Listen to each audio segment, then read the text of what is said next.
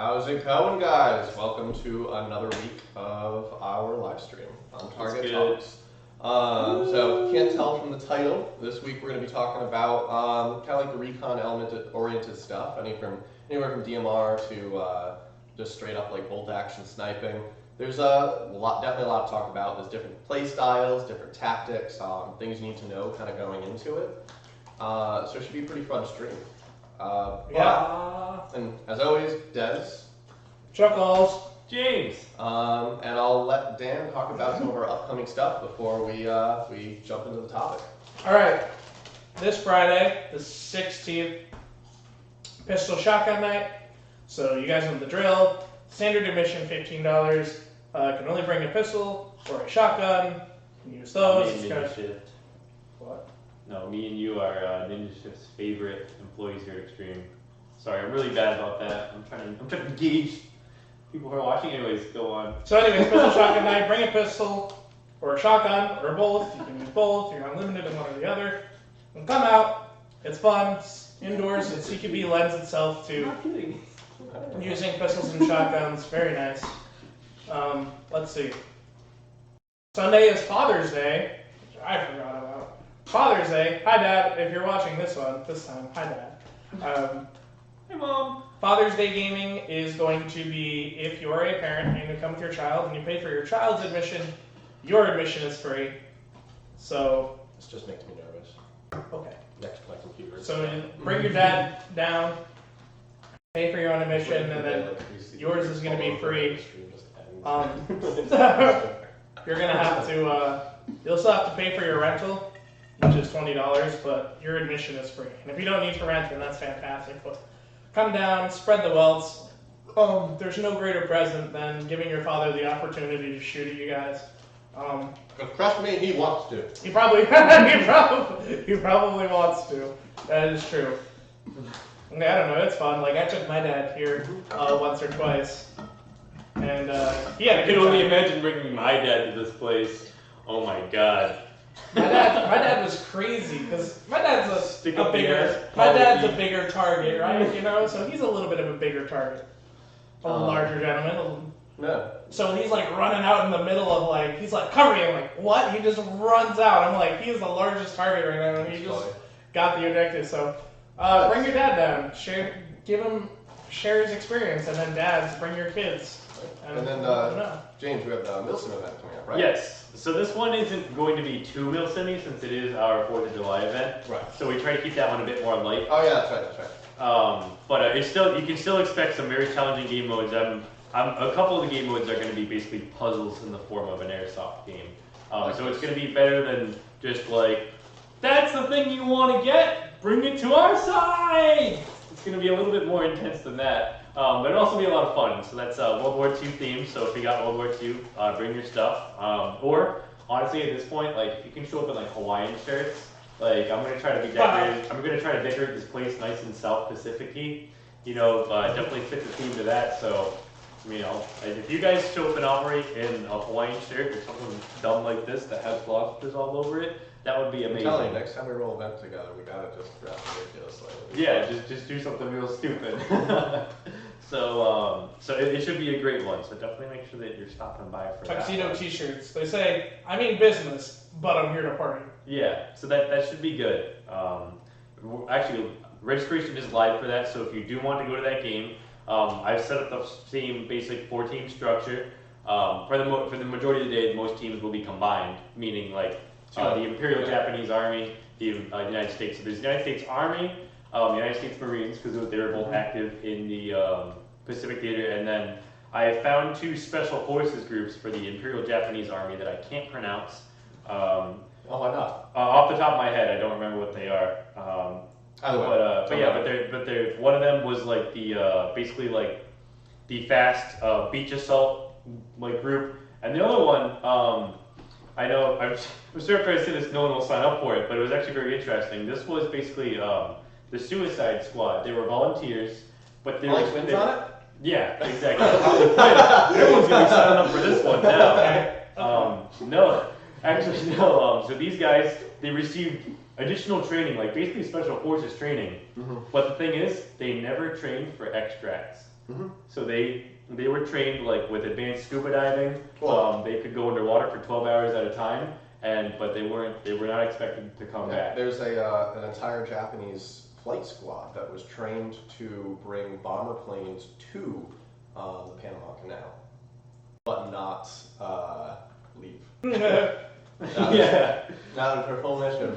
You save money on training, right? Save time. Is suicide bomb the Panama Canal, which actually is a genius tactic because they knew that the war on the Atlantic coasts had ended, which meant that we could put all our warships into the Pacific. And so if they got rid of the Panama Canal, it would delay that for at least they put it around It Africa. would take at least another month or two. Yeah. South America. Did they? Oh, right. That's right, South America. I just said that out Did they loud. end up But it would at least take another month or two, and unfortunately the war ended before it really happened. Oh, okay. Yeah. But it's a very smart tactic. I love World War II science and history. Yeah, the concepts between some of their tactics, like back then it would have made sense, but now you look at it and you're like, They have arguably the only ever made submarine aircraft carrier. They had a submarine that could submerge, come up, launch aircraft, and submerge again. And then the aircraft would land on the water, grab the aircraft, bring it inside, and submerge again. There was two built. We sunk one in Japan when the war was done, and we captured one, but we were too afraid the technology could fall into Russian hands, and so we sunk it.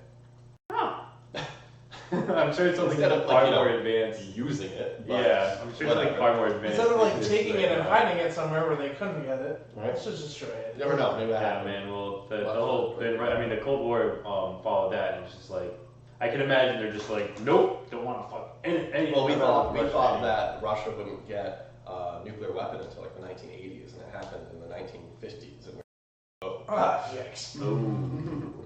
by the way, one more announcement, and what's the video for this Thursday going to be?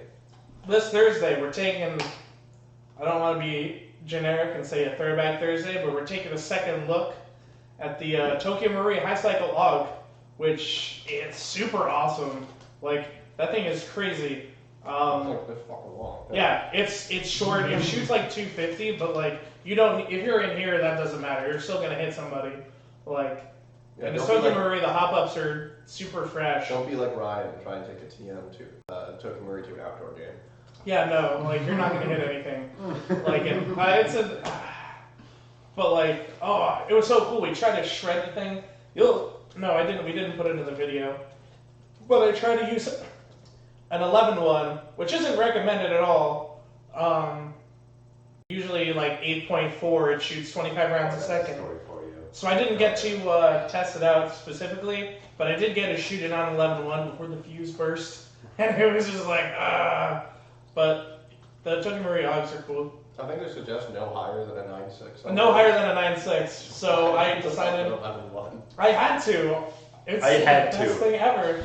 You can't, like, you're not going to be like, I'm going to have a Why gun you can't that have nice things 25 rounds a second on an 8.4, and 0 11-1, rounds 0 rounds a second. I was going to say 0 rounds a second and 11.1 when it goes poof. Yeah, It right. was so cool. But one of the cool things the Tokyo Marui does it, I don't think anybody else does it with their selectors, is like on the ASG ones we just got, you have safe and then you have fire, and it's a 2-stage trigger, semi, and full auto, and it's not always distinguishable. Yeah, they actually put a. Tokyo Marui is selector. it's 3 stages, so it's safe, semi, so you can't do full auto, and then you can do semi or full auto. Yep. Which I thought was super awesome. Like if you're playing like in here, like that's exactly what you want to Not play. super realistic, but it's a good change for an airsoft gun. Yeah, it makes sense for like a CQB indoors gun. I mean, you're talking like a real AUG has like a several pound trigger. Yeah, exactly. So Airsoft you is can like- distinguish that semi from full auto. Airsoft, it's a little. I mean, like with the AS, it's just difficult unless like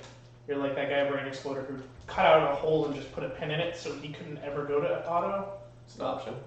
Either way, So well, like I said, stay tuned for that. moving on to today's topic is, as I said, we're going to talk about like recon stuff. We're going to go into, in my opinion, there's two kind of like James stop. I see you doing the chest back and forth. Oh yeah, but I'm not. It's not like I'm watching myself. I'm just doing it. It's just something I do. There's Okay. kind of like two different. Okay, Terry Crews. There's two kind of like very Wish I was distinctive characters. play styles to Recon. Maybe more than two, but two that I really distinctly call differently. And then there's, you know, you can use different types of guns and weapons and really just overall different tactics.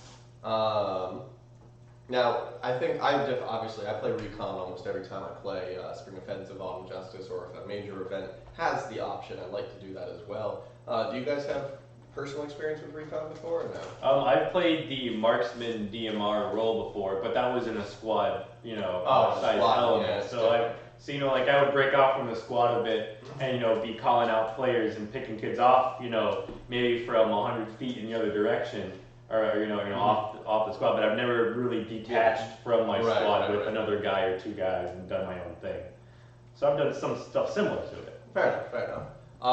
So our viewers who don't know, is Recon, generally you see them a lot in bigger Milsim games. Yeah. Most popularly, the ones we play is Spring Offensive, Autumn Justice. Especially Milsim West too. Oh god. I watched an Alvarez video last night.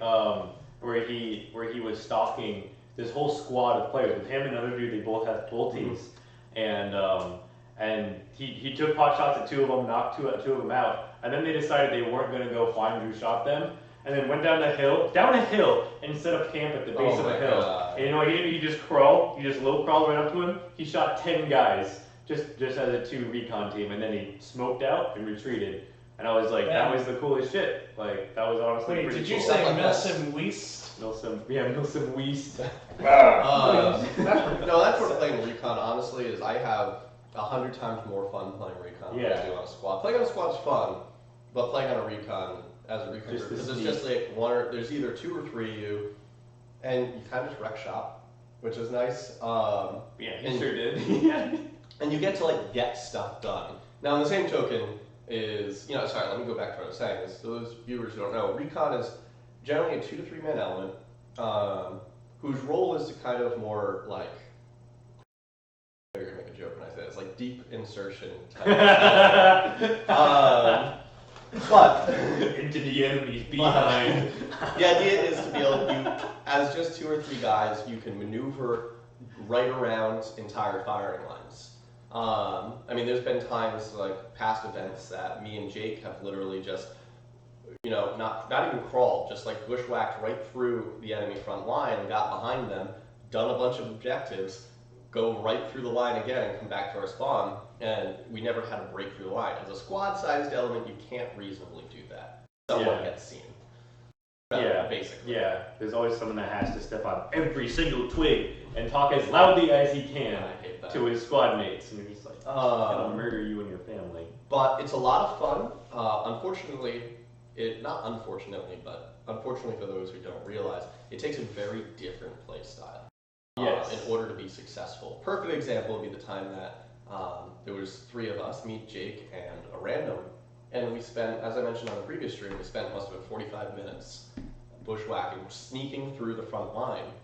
And there was just a squad of tan guys walking past us, and me and Jake just hid in the woods, waiting for them to go by so we could like get into a better position. And this third rando kid just started shooting, and we were like, and we got wiped because a squad of tan guys were in a more dominant position over where we were. Yeah, so discipline when engaging the enemy that's the number one thing you need in Recon. Yeah, like sometimes, like think about it. Think about what pulling, like the effects of pulling the trigger, and think about further than attacking the enemy that you can see right there. Think about what's going to happen 5 minutes after you pull. You might be able to attack now and say, okay, I might be able to wipe this squad out. Say best case scenario, I wipe this entire squad, and none of us get hit. The fact of the matter is, they're going to go back to respawn and know exactly where you were. Yeah, that's the sad thing. Sometimes sadly, in Airsoft, dead men do tell tales. Right. And even if you were able to wipe that squad, you've now given away your position. The enemy's going to hear gunfire, know that there's someone about. The best thing you can do is get yourself in position to really either do some serious damage or provide intel, which is a big part of it. Sometimes you'll spend an hour or 2 where you don't shoot, but you're literally sitting there overlooking an important location and just watching the enemies. and you're watching your own team engage from the front. This is my favorite. Think of it as like kill assists. Right. Well, One of my favorite things to do with the eyes in the sky. No, you get the spot assist from The like spot assist, pressing Q. Well, what's a lot of fun is you guys know how quiet my rifle is. Yeah. So my rifle is literally quieter shooting than the target it hits. It makes more noise hitting something than it does when it shoots. Which is fun because there's been times I've shot a tree like 50 feet away to get someone's attention to look away from me. Which is kind of funny. But so what's very fun when you can do with a quiet rifle is there's been times that I've overlooked an objective. I've waited until I've watched my own team start to engage from the front, and then I just pick off guys from the back. And they all think that their friends are getting tagged from the squad engaging in front, and you're just like, nope. Nope. And then at the end of the day, that squad gets wiped, but they still don't know you're there. Exactly. So again, that's where the discipline really comes in. I've actually got a good question. This was presented on YouTube by Ninja Ship. This is actually by James Dell. He said, what's on the topic of rifles, what is the better rifle to run when doing recon, a DMR or a Bolty? I used to say Bolty before Polar Stars existed. That is kind of basically my answer. Yeah. So it used to be the three options were a spring weapon, a gas weapon, or an electric weapon. An electric weapon had the disadvantages of being loud and caused a lot of vibration, which reduced accuracy.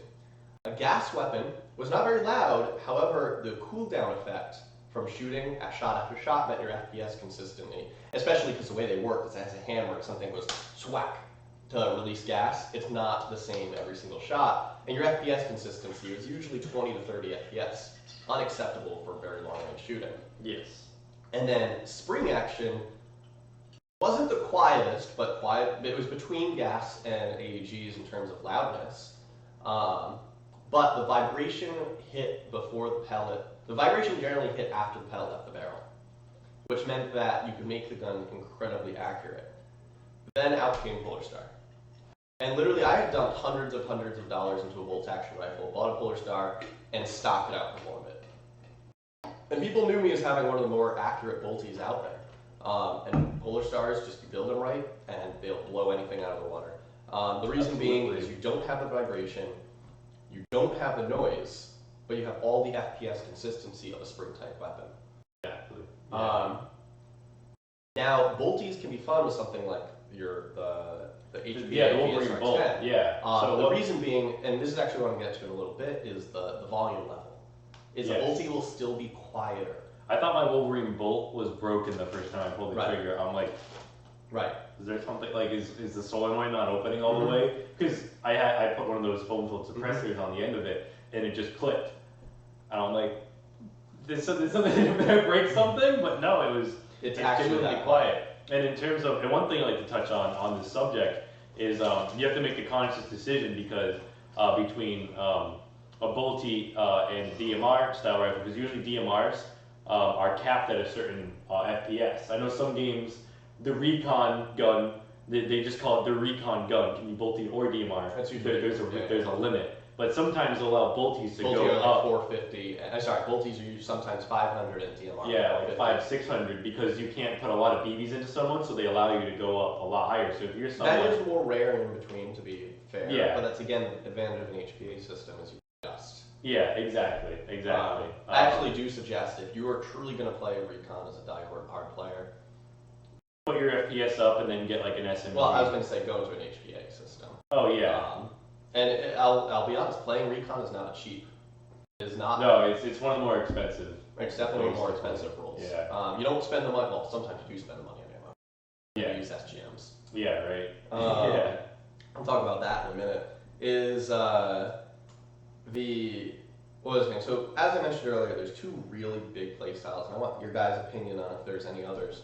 And I've played both, and I'm not sure which I prefer. They both have their fun elements. Which is, one is to be truly the long range player. At that point, you have a rifle shooting 500 FPS to 2.5 or 400 to 4 or something like that. And you don't worry about volume. You don't put a suppressor on it. Suppressor reduces accuracy. It doesn't matter how well it's designed. A suppressor will reduce accuracy, because it creates turbulence around the pellet, which reduces the flight path consistency. So you can be loud but long range and engage people well beyond their ability. And you can honestly hit about 300 to 350 feet with a very, very well built rifle, but be prepared to spend over $1,000 on the gun. Easy. Not even talking Easy about money. not even talking about the regulator and the tank and all that. Just the gun. I've probably put, and I hate to say this, but I've probably put about $3,000 into my gun, and that's not a joke. Now I do have a couple of Some real skilled guy is just sitting there and fuming like, Right. what's wrong with this kid? But at the end of the day, I have probably one of the most accurate rifles you could get in today's technology. James has seen it firsthand. Oh yeah, no, I mean, anyone who knows Dez or has played with him, I mean, can testify to it. You know, he's not just like, you know, fluffing himself up here, like ruffling his feathers, trying to look all big. Like, it's honestly a very, very, very well done rifle. Pretty cool. And then, I'm sorry. Actually, no, actually, you can go on. I would say the counter to that long range, loud kind of style play, and I say loud, it's still not that loud, but you know, you're not talking suppressed, is kind of what I've come to prefer is the very, very sneaky 400 FPS gun. You don't run hot. You run it just at the line at 400 FPS with a 2.5, or whatever weight you're using, HPA, legal, whatever. And you run extremely quiet. And you engage people that when they get hit, they have no idea where it came from, their squad mates have no idea where it came from. To me, I like the sneaky part of recon. I like crawling around and getting right up on a squad. And the benefit of that, and I hate that this is an aspect of Airsoft, is when I played the long range mode, you hit someone from 300 feet away, and they know they got hit, but there's a part of them that says, is that just an acorn? Is that just a twig? Yeah. Like, And it's not even anything against them, because it hits them like I threw it at you. It hits them at such a low velocity, and you see the look, you see the head bob of like, where'd that come from? Yeah. And you have two options. Either A, they're not going to call it, or B, you were like, I shot you. And a lot of times I've done that. I've been like, I've waved at them, and they go, and they call themselves out, because they're like, oh, okay. Yeah. It's so dumb though, and that's the whole issue with like EVs like carrying energy. Yeah. But like in real life, like that would be a warm-up shot for any sniper. Oh, exactly. Like not even brushing his capabilities of long range I know. engagement. So that's the stupid thing about Airsoft is like you know you have kind of the same range with every single gun. Yeah, I mean, like I said, like you can get 300 feet out of a rifle, but it has to be fucking built. You're not gonna get 300 feet out of an AEG. Yeah, never. Or even a normally built fusion engine. Yeah. But as I Pay was to saying, win. what? Pay to win, basically. At least in that respect. And with recon, I'm not gonna lie, a little bit. Yeah. I will say though is and that's the nice thing about being sneaky and close. You put around into somebody, they'll still do that head bob of where it come from. And while they're doing that head bob, you shoot them again. They go, oh yeah, no, I'm done. And I've done that. I've done that many times, and it's fun. Yeah, and actually, David Fry, he also commented you need a lot of patience, especially for that game mode too. Like that kind of goes hand in hand with the whole engaging the enemy, like discipline when pulling the trigger. It's the same thing as that level of patience, because a lot of people are like, I just want to go start a fight, like let's go pick a fight with someone. But and sometimes sometimes you'll yeah. have a pretty clean line of sight with someone, and you have to sit there and wait till you know you're going to hit them when you shoot them, kind of. Yeah. And you sometimes you wait a few minutes, and it's very worth it. Yeah. And a lot of times the reward is worth the wait. I mean, perfect example is I'm not one to count kills. I hate the whole idea of that in Airsoft. I don't get that. I don't. People are like, they come out here, they're like, oh man, I got 15 kills. I was like, wow, it's easy shooting sweatshirts all day, isn't it? Like, I don't get that. What pride is there? What is that? Like, I will say it, Spring Offensive a couple weeks ago, in one day alone, I got probably 20, 25 confirmed kills. Get yourselves in those very strategically sound positions. Yeah. But as I was saying, those are, in my opinion, the two big play styles of recon. What are your guys' opinions from what you've seen? Oh, you start. I mean, I've seen a lot of, I don't do a lot of it. I've never really done the whole recon thing. I had thought about it. It's pretty, it's a really cool concept, but I feel like it's a lot of, I wouldn't mind sitting around a lot and waiting. but sometimes I get so jumpy. But because I'm just like, sometimes I'm just like, God, I really just move! But also, like, I don't know how good I'd be at sneaking around. Like, if I was wearing a bush, I'd be like, wow, that's a really big bush that you see moving. Why is that bush running along the horizon? You just see that. Just a Wookiee. Like me and Isaiah had talked. We were like, oh, we'll run recon one time. And then I was like, our motto would be, if we could see you, you could probably see us. Just as a thing. Not necessarily, but I understand where you're coming from. But yeah, I wouldn't want to be like crazy long range engagements. I feel like that's too much of a headache. Like, you watch all these sniper videos and you're just like, how many times have they run into issues with a guy and you're like, you have a 25 round magazine and you're like, I shot the guy. You can't buy one. Reload again, try it again. Whereas, like, I'd rather. That's why I like DMR style more, where you can send a follow up shot. Now, I will say, I prefer, and then if you're at like 400, that doesn't limit you from Exactly. If you have a sniper, you have to be. If anyone's within 100 feet of you, you have to have something else, and that means you have to carry you can have a pistol, but like, is a pistol really going to accurately be able to shoot somebody out? Like, I don't want to carry like an MP5 on me or something, you know? So So, and I will say, the kills you get with a bolt action rifle are a billion times more satisfying. Oh, it's just that, pulling the trigger once. That light trigger, and you just watch the pellet in your scope. Tag. It's one of the best feelings. It is a very satisfying feeling. That's why I run magnified optics, just being able to watch the pellet. But like I said, do you have any opinions about play styles with recon? Well, my preferred style of play, like, you know, regularly my team is just very aggressive. Yeah, like, let's just pick a fight and let's just make their lives as miserable as possible for as long as possible. So that's how I've been raised most recently. But my opinions on recon are very much more so the reserve. Like, if I'm playing recon, I will accept the fact that if I don't really shoot that many people over the weekend, I'll be okay with that, because that means that I'm actually going to be relying intel. You know what's funny? I end up getting into more gunfights and having shooting more people as a recon element than I do in a squad. It's just because you're able to position yourself better without the enemy knowing, and that's actually what David. What Fry actually he said you're the eyes and ears for your command on comms. Intel equals power, and that's actually exactly how I feel. And then you're not focused on objectives. If you're within a squad, they're going to be like, all right, go to this objective, and you might sit there for a while. Right. So that doesn't necessarily mean like recon never has to sit on an objective for like hours. Yeah, and that's one of the that's reasons I love recon is there's multiple times you'll help a squad clear an objective. You'll go, all right, this is good, and then you say, all right, you hold it, bye. Yeah. But I would climb up a tree. It's not your job. That's call position no to a tree all day. Trees. I mean, don't even suggest that. Like, is that in the rule set? That is absolutely in the rule set. You can't really? do that. Yeah. Oh, I would totally. From a tactical standpoint, that's probably the most dumb thing you can do, because in the second you go live, you're like, well, that's like I have to come down somehow. Well, and that's like when you go into urban at UBG, and the people go up into the tower or castle. Seems like a good idea until everybody looks for someone in the tower. Until you're that's the first thing that people are going to be like, oh, look, I just came over the horizon. Oh, wow. There's somebody in the tower. Wow. Exactly. Yeah, exactly. So that's how I would play. I would play very reserved. Mm-hmm. I would just keep my distance. I would make sure I have a lot of batteries for my comms, because I would just be on comms all day. Would you prefer the sneaky or the long range approach? I like the sneaky. I've done sneaky before. When I was at Operation Nike,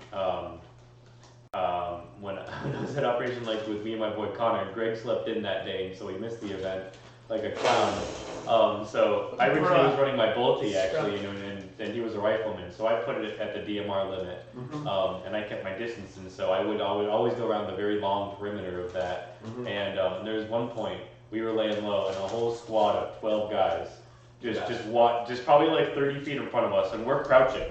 We're crouching in behind bushes. There's a bush in between us, and we're just like, we're about to get rolled. Like, we are about to get torn a new one. And I, you know, if we moved back, because there was a lot of brush, it was in the fall. The second you moved, they would have turned their heads. So we couldn't do anything. We were frozen in position.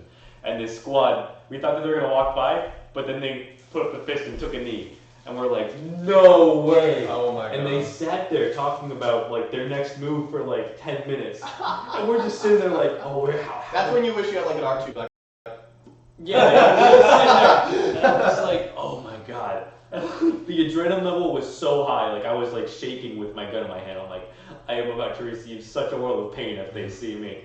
Yeah. But and we just kept our fingers off the trigger, Such good moments. and we were making eye contact like every couple seconds. We could look at each other like what's the move? And we both knew that moving would be the worst thing to do. Yeah. Even like crouching down, like Especially that's when we're having the bolties of disadvantage because at that point you're like, yeah, you're like, well, I'm really, and I had the bolty in my hand, so Right, I had I took it off and had my pistol in my hand, and I'm like, I have 2 mags on me, I'm so dead, and so we're just crouching real low, and eventually they get up, and one of them like turns to look at us, and he looks right at us, because he didn't expect it, because like, you know, like when you're looking for something, you'll be more likely to pick it up, but if you're not looking for something, sometimes it'll just, right. Yeah. I swear to God, we could have made eye contact. And he did one sweep, turned around, and rejoined with his squad. And they walked off. And when they left, we just laid down. We're just like, that was the most fun shit I've ever done in my whole life. Yeah, no, I need to Insanity. start carrying real grenades with me because I've been in similar situations, and I'd be like, that'd be a situation where I'd be like, I'll take the death because this will be. Yeah. Like, if you had an R2B, tell me you wouldn't just be like. Yeah. We're just like, fuck you, cook it for a second. Yeah, throw it. let Yeah. it cook and just. Because you'd get shot, but it'd be the best moment ever. Yeah. Exactly. Hardcore. And that returns to me. I'll have fun before. I go to Airsoft to have fun. Yeah, So exactly. maybe I don't always make the most tactically sound decisions, but I still get work done and have a good time doing it. Yeah. So we ended up actually passing on that ambush, and then it was almost like the tactical gods looked down on us Made it and worth it. smiled, because we moved up, and guess who we saw crawling through the back of the field? Their CO and their XO. 2 shots on each. We took them both out, and we're just like, that's the recon game right there. They were still pissed because they were right outside their spawn, so they tried to call us for spawn camping, and I'm like, a squad walked right by us. Like, tell your team to stop sucking. Yeah. Oh god. Why are they crawling if they're right outside their spawn? I don't know, like, an AO? I don't know. Yeah, it was such a tight AO. Like I you don't could. like that. It was not a good game. I had no interest in going to the second one. There was just so much brush that it basically created these pathways of death. There were 3 pathways along the whole, you know, like three lanes you could call it, you know, from spawn to spawn, and they were just so tight and so congested. So we would go all the way around. We'd bushwhack through these, and I ripped up my arms and everything, and I got around there. So he was already being pushed back a bit, but we came up right on probably right on his 8 o'clock or so, and we nailed him from there, and he was pretty pissed about that. That's pretty great. Yeah. Pretty great. So I figure we'll move into talking about some of the required equipment for recon and the do's and don'ts of things to bring. That's a good one. That's a very good one. So we'll start with the required equipment, and then I definitely have a lot of don't do this. I've made the mistake, and I don't want other people to make the mistake. Start with is one thing I always advise is bring a good camouflage. bring a good camo. I mean, this goes without saying. On the same token, I don't suggest a ghillie, but we'll get into that in a little bit. Is Sorry. you've heard us talk about ATACs on the stream before. It's hot, and I'm just like. Yeah. What if we turn on the ACs and the users let us know if the sound's terrible? Yeah, alright, we're gonna do a couple sound things. I got this. So I'm gonna move the microphone closer to us, so it might sound weird for a minute or two, but we're gonna turn on the air conditioning because it's about 105 degrees. Yeah. Here, I'll go off shot and adjust it so it's not super. Yeah. If this sound is terrible and you can't really make out what we're saying, or it's just really fucking annoying, Let us know and we'll turn the AC off. And Chuckles will fall asleep right here. Don't heat stroke on Alright, us. so that's on the lowest fan I can do. Alright. That's not too bad. I moved the mic here, so hopefully it's a little better. Okay. Yeah. So, you just what was I can't lie. saying? Is a good camouflage, and honestly, I think ATAX is great. I would use the tan ATAX if I were playing tan. It just works well. Yeah, Yeah. the ATAX is a great camouflage. But that, like I said, that one goes without saying. But on the same token, is something you really need is a low profile setup. There's a lot of times you're going to be hiding and getting cover, and if you have a big thick chest rig and a big thick backpack, you're going to go down the ground and you're just going to be this lump. Yeah, they're gonna be like, oh, look at that. I mean, you've seen how I set up. I set up my desk where I really have nothing on the front. I have all knowledge space and nothing there. And so when I lie down, I'm closer to the ground. I really cinch in my backpack on the back when I have that on. Be as low profile as possible. For years, I'd even run a vest so that I could be even lower. And I'd take my backpack off when I was on the ground. And just things like that help you stay hidden very well. One thing, and again, I mentioned this on the stream as well, is if you stare at someone, we're all wearing very reflective plastic lenses. If you stare at somebody, very likely they're going to see a reflection and be like, there's a person right there. If you're really trying to hide and not engage someone, as silly as it sounds, put your head to the ground. Yeah, pull a hood over you. Right? Yeah, something like that. It's just don't have that really reflective surface aimed towards the enemy. And on that same token, this goes more into tactics, which we'll talk about in a little bit. Be wary of where the sun is one of the big things I do when I set up is cool. One of the things that I always make sure is the sun is behind me. You never want the sun ahead of you. I assume you're talking about the sound thing. Yeah, about that. Is if the sun's in front of you when you set up, when you scope up on somebody, your scope lens, doesn't matter if you have a sunshade, it will reflect. Yep. And while they appear as a shadow to you, that camouflage doesn't help when you're fully lit up. On the same token, the sun's behind you, and now you're just a shadow among other shadows. And I'll tell you, it makes every difference in the world. Yeah. But we'll go to tactics a bit more. Oh, did we answer that question? That dude, I think it was James, about SR25 versus M14? Actually, yeah. So that's Well, that's actually the equipment, what we're talking about right now. Yeah. So that's not a bad idea. SR25 is better than the M14. Well, I won't actually necessarily agree with you on that. So Okay, you gotta sell me on this. okay. Gotta be really Simply put, the M14 has the most efficient and consistent hop-up on the market. And hop-up makes accuracy. If you're going for accuracy, do an M14 build. That's why I'm waiting for the offset fusion engine from Ben. Not offset fusion engine. The offset F1 is I have an M14 to build for that reason. It is the best hop-up The hybrid DMR type gun. I want to bring in the hybrid Mark Gen 2. twos, Gen 2s. The Gen 2s. I think they're not released yet, but They're close. Wolverine seems to be nailing it the second time around for most of their products. Yeah, the second time they're Their like, first time, but except for Yeah. the Gen 1 SMPs, those are fully. The product is good. So I'm very interested to see what the community thinks when that comes out. fair enough. I'll give it time. But like I said, the SR25, you still have fucking weird magazines. That's true. So you don't have a magazine advantage. You do have a hop-up advantage in terms of it's normal, Yeah, but the M14 hop-up is already so damn good. So even in terms of But like it sucks because you proprietary can't upgrade. parts, You can't upgrade. crazy gearbox. Again, I do an into it. HPA system. They don't make Yeah, an M14 okay. like Crowan or anything like that. Because they don't need to. There's no demand for it because That's G&G true. and Tokyo Murray M14 hop-up units. The sign no one suck. That's Oh, why yeah. one suck. G&G, Tokyo Murray hop-up units because they're clones. Perfect. Literally. They are the best hop-up unit you're going to get in Airsoft, hands down. Fairly I was well thinking done. of bringing in some of those G&G The M14s veterans. because I'm talking about the EVRs. Oh, EVR. Because they have those very pretty bronze Right. EVRs. They have them in silver, bronze, and black. And let me know if you guys want to see some of those in. I mean, they're pretty penny for sure. They're like $550. Well, that's where the but- veteran is the veteran was designed for people who want to play the sniping role. Okay. It's a real wood stock. It comes at a higher FPS.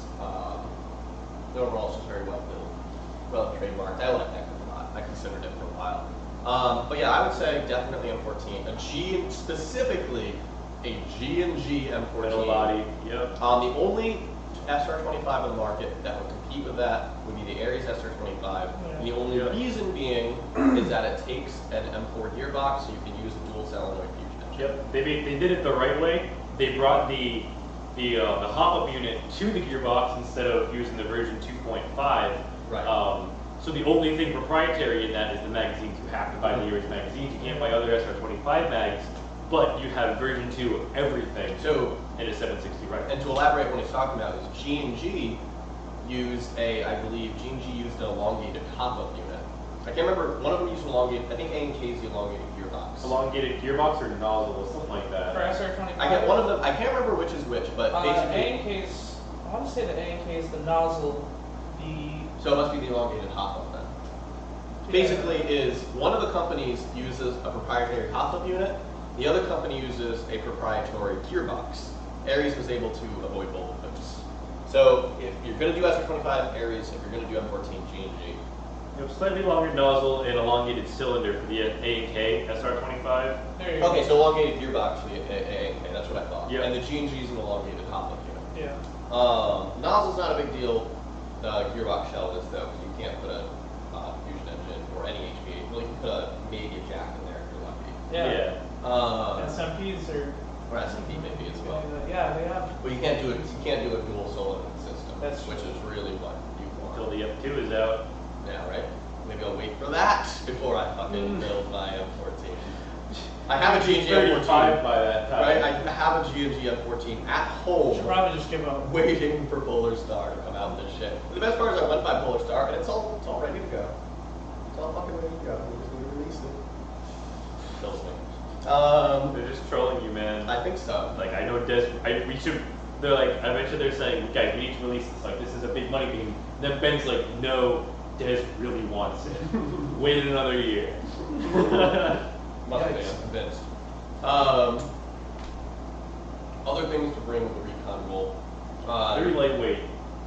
Yeah, I was gonna go into that. Don't bring anything you don't need. Is the whole idea of recon is if you're a big bulky person, you can't sneak well. You want something agile so you can sneak, crawl, move through brush quickly and quietly.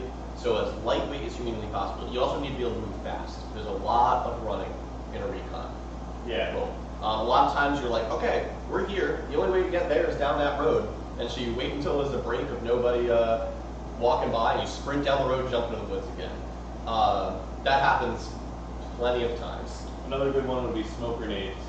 Because a lot Yes, of time you yes. have to mask your retreat. Yes. That also was in that Norwich video. And I mentioned it in other podcasts as well. Yeah, There's a lot of times people see smoke grenades as an attacking only use, but it's great for when you're like, okay, time to dip. You toss a smoke grenade. If you got two guys and you need to move, you can't have a squad supporting you with gunfire. How else are you going to get out of there without dying? Smoke grenade. Or even just repositioning. Yeah. Is me and Jake got into engagement this last game with Cobra Squad. Dropped a smoke grenade about halfway between the line of engagement, repositioned, and kept engaging. But it just gave us a cover to reposition. I would agree completely. Smoke grenades are a must. Yeah, have at least like 3 on deck whenever you go out on the field. Yeah, I'll bring 2 to 3 on my gear, and then a bunch more at spawn. Yeah. Yeah, that's why I said when you go out to it, like Exactly. you should probably get like 10. Like once again, the whole back to You have to be willing to spend the money. It's a lot of to money be successful. to be a good and to have a good time. To be honest, which is why there's only 3 or 4 recon squads per game. It's not a role for everybody. Yeah.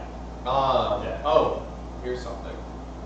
A good quality magnified optic. Don't go get your cheapo like Vulcan brand. yeah, and like Something like that. fixed 4 zoom Yeah. scope. Get something that has at least like 3 to 9 in my opinion is ideal. Yes. That's beautiful. At least They're airsoft guns, so how far can you really touch out? You Yeah, don't with a 40 magnified scope like you're right. shooting The people 9 a mile is useful away. for spotting and for Details. and- Like team colors, stuff like well, that. not only that, but also when you're doing intel, when you're just reporting back to command. Yep. It is. It's The easier 9 than is- having a set of binoculars on there. Right, exactly. That I wouldn't do. That's just that adequate. You don't need. I mean, I would recommend a pair. If you can get a good here's the pair of issue. binoculars, but those are expensive. So the issue with a good pair of binoculars is some really good pairs of binoculars are designed to go right under your eyes. If you wear a good mask, Oh. Okay. so that makes it different. Something I didn't consider. Yeah. So in like real life, yes. In airsoft world, sometimes you find things that you bring in the real world just don't work that like they should. Okay. That's a good point with that one. Didn't really consider that. But like I said, a really good magnified optic, one that you can trust that if you bump, it's not going to lose 0. And as silly as it sounds, pellets, and not just any pellets, is Good pellets. spend the time with your gun and go buy 20 different brands of pellets and shoot every one of them and see which one shoots best. For my gun, with my personal experience, the G&G PSVP pellets are the second best pellet I shoot. And this is not sponsored by them or anything like that. That is my personal experience with my gun. Who's Amanda? Manilao. Oh, Yeah. she's here? No, it was a joke. She's not actually watching. Or here.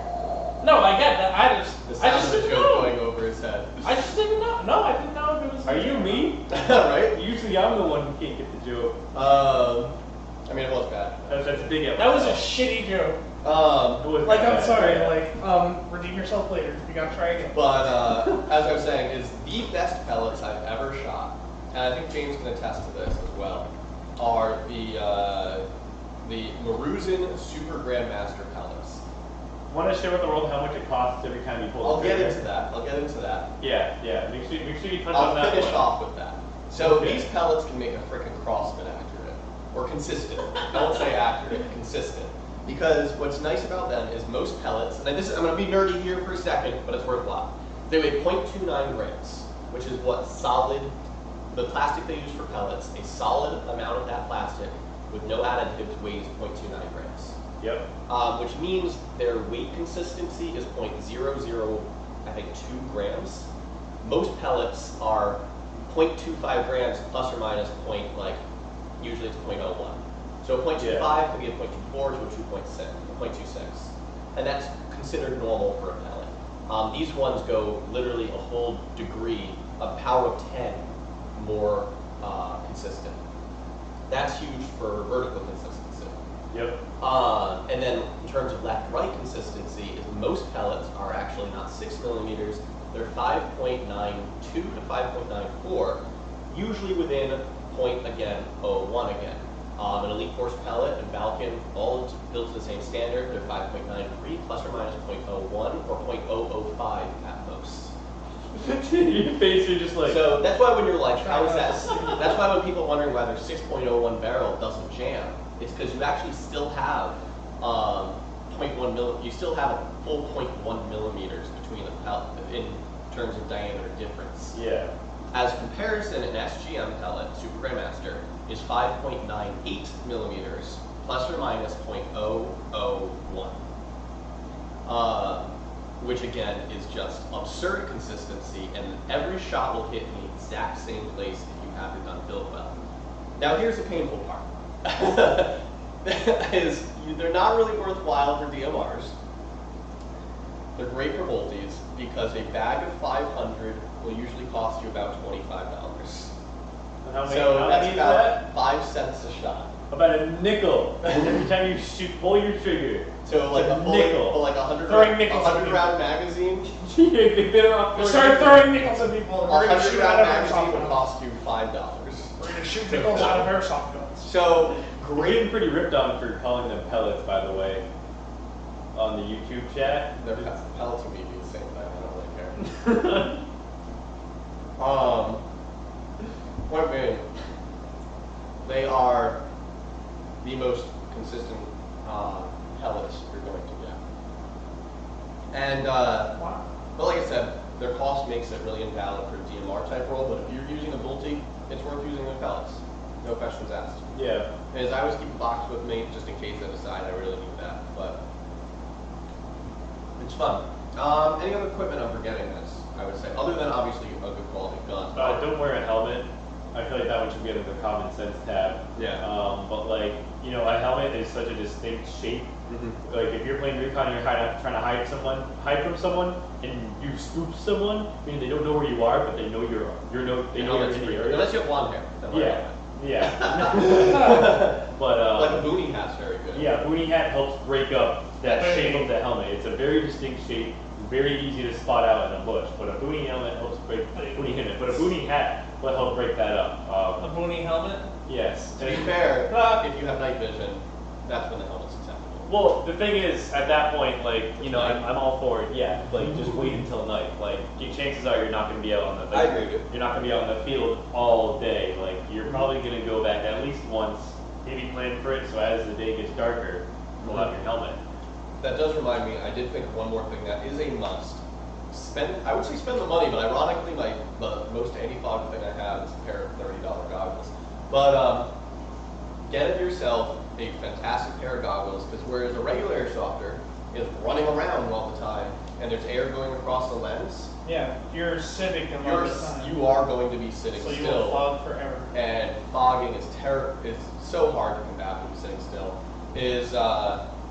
Get yourself a good pair of goggles. Yep. M frames. Yeah, see, also ones that are full seal. Yeah. Actually, if more game runners allowed it, I mean, they can't for safety reasons, but I really like mesh goggles. I fucking hate it. I think they're kind of cool. I think it's just asking to lose an eyeball. I think they're yeah, kind I of feel cool. like that's asking. There's a you to reason try that's that not out. allowed. They allow it a lot in Europe, and you don't. That's Europe! You don't even hear a lot of Yeah, stories about the that. FPS though. limits are also way lower in Europe. They're also lame. It's Europe. Yeah. Okay. You're Dad, cool. are you kidding me? But as I was saying, I'm not winning this argument. ironically, the best pair of goggles I've ever had in terms of no fog have been the Belkin Zulus. I have my Zulus. They didn't work for anybody else, but they They're worked dual great paint, for me. too. Yeah, they worked They're great for dual me, paint. but oddly, everybody else had that. And they're $30, like, and they're super. Maybe they designed Super my for your face. face, Yeah. yeah. They're I'm super very low narrow profile. head. Yeah. Like those are perfect for like if you have to look down scopes and anything. Like it's so low profile. Like you have goggles that are like, Yeah. haha, but the Zulus are just like. So the nice thing about that Oh. is you can look down a scope much easier and much faster, and especially getting the eye relief. So if we want to go into the don't bring with you for recon, I can't think of any. Can you think of any more equipment that you'd say is necessary to really? Other than a Oh, radio. yeah. I was gonna say, a very, very. We keep thinking of things. With a really nice antenna. A very good quality radio with. Watch our comm stream for more in-depth Yeah, yeah. explanation. Yeah. Did I tell you about the really weird thing that happened with the long antennas at I SO? don't think so. So I used your bow phone thing with one of those whips on it. You really What about the nays? Were any of those on it? So the reason you need a long range radio is you will be in contact. You usually be on the command net. You'll be hearing everything over the command net the whole time, and similarly get a good headset. But really interestingly is this guy Dom that I was playing with. He had a bow fan with a long antenna. We were on the same channel. As we walked next to each other, only one of us was able to receive at once. And there was literally a transmission where I heard it in my head, then I heard it from his radio, then I heard more, not at the same time, it was going back and forth between the two of us, how this transmission was coming in. I think one radio was really literally absorbing the signal too much. That would be my guess. Yeah. It was yours. You know, it was going back and forth between the two of us. We're both using bow fangs with the With same big antenna. whips. It was really weird. But it only happened when we were sitting right next to each other. Yeah, that would make sense. It was just a very odd experience. That is very odd. And one of the big things with recon that I think people forget is sound is incredibly important. As in. Having your ears very open. Oh yeah. Yep. You really end up, in video game they call it sound horn. And in terms of video game playing, you end up using sound to your advantage. Really, they call it sound. So Yeah. what is that? You just listen to like there's sound around you. Oh, people that play video games and They have their and they have Turtle like the Beach. Turtle Beach. Oh, so that's They turn so those I'm a up, sound like- board. Yeah, that Whenever I use my headset, I always crank it to 100, and you can hear someone shooting, Yeah. on your 6 from 10 feet away. You turn around and you're like, oh look, an enemy. Yeah, Yeah, that's sound you can hear board. footsteps and all that. That's called Yeah. sound I thought that it was just being a good player. No. horn. Everyone does it. Oh, pretty much. Everyone does it, but it's called Supposed sound to be. horn. It's Oh, supposed to okay. Uh, oh my god, I guess I'm an asshole for Oh no, using my no one thinks senses. you're an asshole, but it's just. Well, I wouldn't say that. That's fair. For that yikes. stuff happens. Yikes. Yeah. But you do that a lot with recon play. Yeah, Is definitely. a lot of times you sit still and just listen for a minute or two to really come up with where people are and stuff like that. Yeah. But let's move on to the don'ts because I realize we're actually burning through time right now. Yeah, there's a lot of content in this one. Yeah, seriously. I know there aren't many viewers who watch this stream a lot, but the viewers who do watch it, you guys are getting like basically a degree in airsoft. Yeah, right. I feel. So the don'ts. Don't bring, honestly, and I say this wholeheartedly, don't bring a sidearm other than a pistol with you. Don't like have a small SMG slinged on you, stuff like that. The reason being, Get yourself with that one. see, the reason being, it sounds great to start with, but here's the reality: is you have one of two options. Either have it on like a 1 point, in which it's always whacking around making noise, or you have it strapped so tight to you that it's not that useful. Or And it's a option 3 lot. and get a molded Kydex holster for it. So People do sidearm, that. yeah. Hey, But wow. even still, it's a lot of extra weight. It gets in the way. I can tell you from experience, I've never seen someone run a small sidearm for an entire op, because always an hour or two in, they go, well, this is fucking waste, and they just throw it. Because the amount of times you pull it out is maybe, if you're lucky, you pull it out once in an op. But, and especially because everyone's limited to semi-automatic fire, is the way I see it is if you're playing the stealthy, sneaky approach, you can just shoot them with your regular gun. And if you're playing the very, very long range approach, you're probably not going to find yourself in a situation to use it that often. I don't know. My theory behind that one is you get like an SMG, like a KMP9. I feel is the perfect SMG for a sniper role. They're relatively Because- lightweight, yeah. Yeah, because they're relatively lightweight. You keep your mag separate from it. I mean, like there's got to be a little prep when you get. And then you that just get skill. some of those short, you get some of the short mags so that it Yeah. doesn't. Exactly, and then you run your gun high enough FPS that there's a minimum engagement distance, and that KMP9 would close the distance. But I guess I've never done that, so in practice, Yeah, again, I'll it's tell different. you, in practice, it sounds like a great idea. In practice, I've never seen someone do it and not get frustrated by it. Okay. I've done it. I did exactly that. And like I said, after a few spawns, it was just like, this is just a waste. And you end up marring the hell out of it too. You damage the fuck out of it because it's just on your side and you Getting. And it's burnt. doing whatever. Yeah. you know what I'm saying? Yeah, I understand that. You totally think it'd be worthwhile. But like I said, how often you pull out your pistol and use it? You might pull it out and be like, I'm gonna go through this building with my pistol. How often do you actually fire your pistol during a big game like that? Probably once or twice, right? Yeah, very, very infrequently. Usually it's like my oh shit moment. Like Right. my, Now- my pistol is my oh shit weapon. I'll tell you, This is bad. Same. Right, This so is bad. that sidearm, big sidearm like that, weighs much more cumbersome, and it's about as used as frequently. So it's negatives generally out. In my experiences, its negatives outweigh its positives. Okay. Yeah. If I'm going to carry Yeah, I'll something carry a back pistol. up, it'd be a pistol. Yeah, it'd have to be a pistol. Like because I mean, usually I end up running like saw. So my minimum engagement fight on next semi-auto was 30 feet. So it was a Patriot where I had the saw and I kicked open the door to just light up a squad. Box mag drops, falls on the ground. So I have to pull out my pistol, Right. which was ready to go. But that was super quick. That was something like it had the SciTac hard holster. Yep. So I just Nice. snapped the guys. But like that's something that I bought. I like shit my MP9. I'm like, God damn. Mm. Where I can just And- drop it on its sling, pull the pistol, and go for it. Also, on that same token, if you get in a situation where you might need a small sidearm like that, you know it works great. Fact of the matter is, even if you have that small sidearm, you're not going to take out a squad. You, maybe Yeah. one other person, you're not going to take out a squad with that. They have full rifles, and you have a gas mag with limited rounds.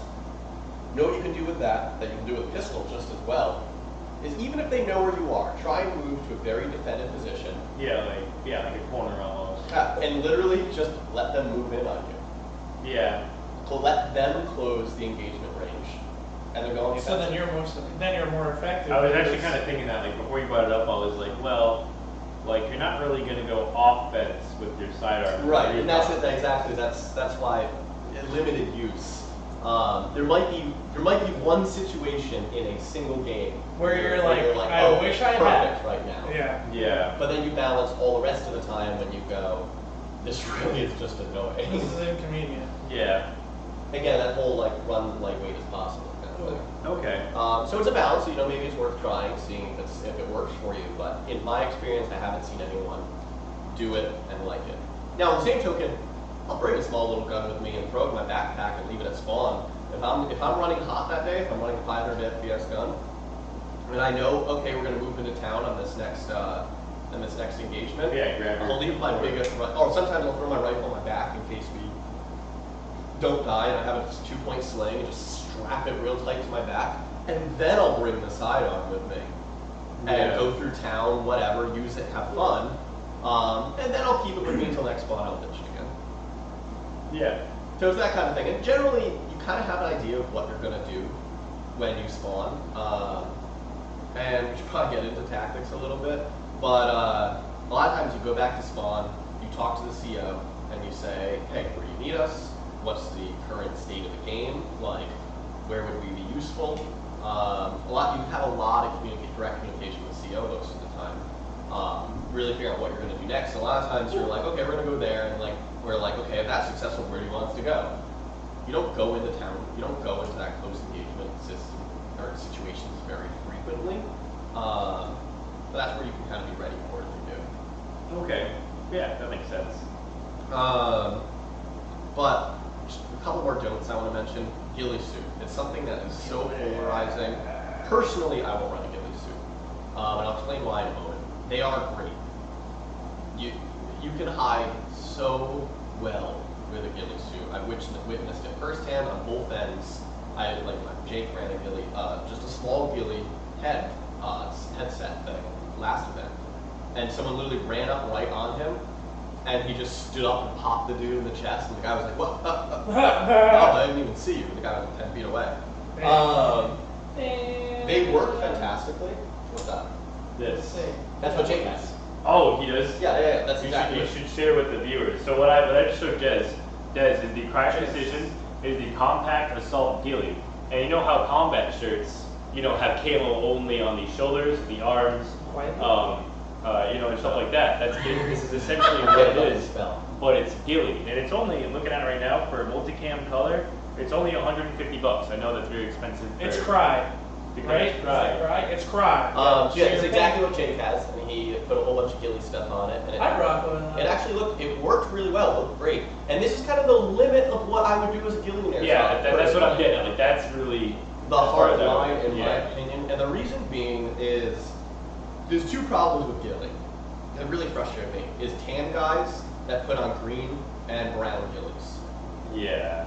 And then they'll use it to their... Yeah, that's a gray area. Same thing as green guys that wear tan ghillies. That's a gray area with ghillies. Exactly. This isn't something that I am targeting directly at tan guys. No, but that's something that happens. Like, I remember when I was in spring offensive last year, and I had one dude just sitting on top of an objective, but he had a green ghillie for his helmet. So I was like, that's a... Well, see, I've also seen recon, and it's unfortunate that people do this playing the game. Oh, so okay. Yes. But I've seen tan guys, because obviously I'm going to see this happen from the tan team or the green team because I'm playing with green. Yeah. I've seen tan guys wearing dark green and brown ghillies do just walk into a green area because they know people are going to pick the green. And they kind of play the system. Yeah. And I'm not a fan of when people do that personally. So that's issue one. So do you think that's something that there should be a rule against that? I think it has to be a color I specific. think your ghillie based color should match your tan. Your team. If not, that's... But again, it's a hard area because then green has a huge advantage because we're not playing them. That's true. Yeah, because So then tan ghillie, you're just like, well, hi there. So it's a really difficult problem, and I can't say I have a solution. Yeah. But and here's the other issue with ghillie, and again, I've been on the the dealing end of this, and it's frustrating. It's not that people in ghillies don't call hits; it's that they don't feel them. Yeah, that's a lot of padding and shit in the way. It's a huge amount of padding, and you're not going to feel 1 joule. No, you're not going to through 4 inches of cloth. You're just like... Also the heat. Yeah, that too. Yeah. I don't know how Jake didn't die at Spring Offensive. I was playing in literally a short sleeve shirt, and he had this fucking ghillie jacket on. I'm like, dude, how are you fucking smoking? Is there any other big don'ts that you guys think you would mention? Nothing really that I think we haven't touched on already. Yeah. I don't know, being in constant communication, I guess. Communication is absolutely, that's the whole thing, it's just do. So don't not run a radio. But we already said all that, so it's whatever. So, All right, let's take a few minutes to talk about our product spotlight before we run out of time. We went a little bit over the stream today. That's okay. That's what I was. Viewers are getting extra free content. So we're gonna do our 10 minutes of product spotlight. If James wants to pay attention. Oh yeah. You got me interested, Keely. I was trying to see if I could find like a combination that I really liked that I could share with someone, but really just what we already discussed. So thank you. So like I said, product spotlight this week. Yeah, remember I said don't shoot it. I know I'm shooting mine. You know why I can't shoot yours. That's true.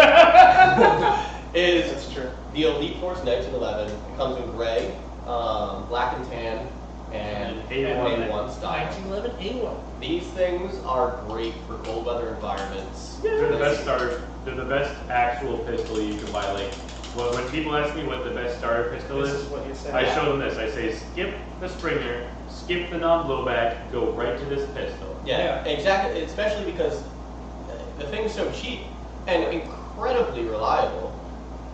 These things are fantastic. Oops, mistaken. What are you doing, Des? So you guys are gonna hear this a bit weird.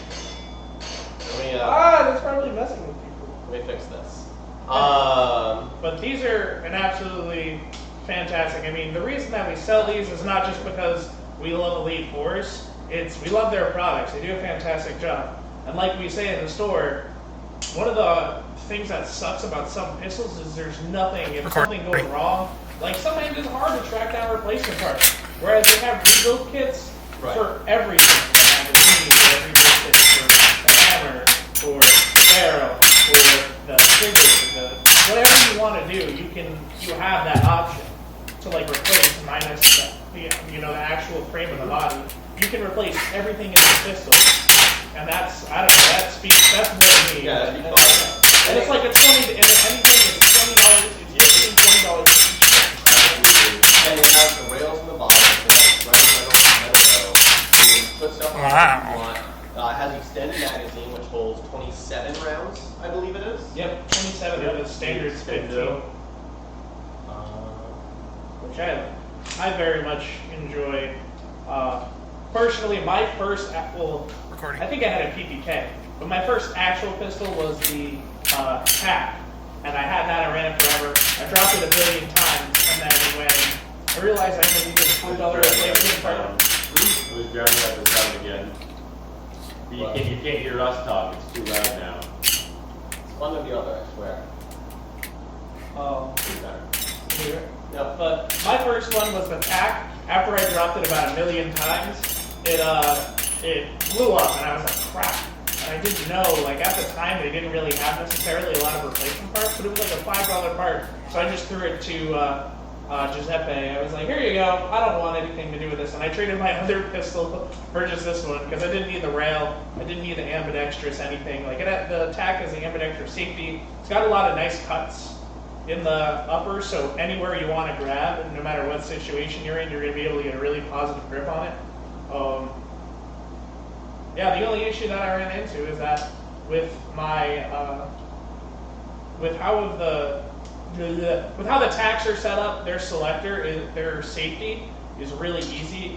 So like I have big hands and I would wear gloves, so like sometimes I'd hit on the safety, so I'd pull it out when I needed it and it wouldn't work. So instead I fixed that. You could also pull up the other options. So the thing is, one thing I want to, if you're someone who wants something that has been proven, but you also hate the fact that you don't want to be the same as everyone else. You want to be unique in your own way, which is cool. I like doing that too. I like things that have my own personal touch to it. So not only are you limited to the Elite Force options, which we've touched on, are the pistols that we have here. The one in Dan 10, that's the black A1. And then there's the TACs, which are tan, black, and then gray and black. Now, these are OEM by KWC. And if you get a Colt trademarked one, you can also get the Colt railguns. So those also share the exact same parts. So if you don't like the Elite Force branding on it, you can actually get, I think they make 5 other versions of this gun. They make one that's completely chromed out with wood-style grips, one that's completely tanned out, With They also M45. make a very, very basic or A1 style, even without the Elite Force traits on it. And they have my personal favorite, which says on the side it says government issue Colt railgun, and it's very basic threaded barrel with the Picatinny rails. It looks like while the 1911s were still issued, it looks like your very basic issue gun, which I think is very pretty Yeah, in its own respect. So I like the look of the tan one because that's the M45. The Marines use that one, which is pretty swanky. yeah, they do make an M45 as well. Yeah, that's what I'm saying. That's what I like. And so, I mean, if you're looking for options, but you know you want this one, but you want to like be unique with it, there are so many different options. And the Elite Force aftermarket parts that you can put into these You're set. fit into that. Yeah. Like kind of like what Dan said. I like to tell people, unless you crack the frame or the slide of this pistol, you can get it working again. I can 95% of the time guarantee. No, That's the end of my sales pitch. yeah, next time it's winter, I'll probably pick up one. Yeah, like I use this. I was using this at Patriot. Like I had been sitting in the. It was the end of the day, and I'd been sitting in this. Even at the beginning of the day, I was sitting in the. Talking's hard. Sitting in the snow. I sat in the snow for like a half hour or something, and I think I was out, and I just needed to engage somebody, so I just pulled it out. It was covered in snow, and I just started, and I shot 2 guys. So it was actually fantastic, but it's CO2, so it has you're going to be shooting 340 FPS. So use the hop up. It's easy to adjust. Use 2.8s in this thing, and people are going to feel it. They're going to know they're going to hit. But 2.5s do a really good job too. And they're full metal, so they'll put up with just about anything. I mean, it's. When I shot him with a 22 and the bullet deflected, then he still was able to shoot it. Really? There's a dent in the slide. He shot it with a 22, and it hit right about here, right at the rounded area. The bullet put a dent in it, deflected, and then he brought it in. He's like, yeah, I shot this with a gun, and then I got it to work again. That's I crazy. was like, are you serious? Like the slide wasn't deformed from the impact or anything like Why that? that's the thing. I don't know. It was probably the most disgusting pistol I've ever seen. Like it looks like he tried. It was kind of like the Top Gear. Okay. It was kind of like Top Gear when they did the Toyota Hilux when they tried to kill one. Car references on this show. Yeah. Also, it's good to hear Richard Hammond on a car crash. He's doing well though. Yeah, he wrecked one of my favorite cars. Yeah, but that's way too much of a tangent. I see a 20-minute conversation in that one. Right? His things are fantastic. But yeah, it's the same thing.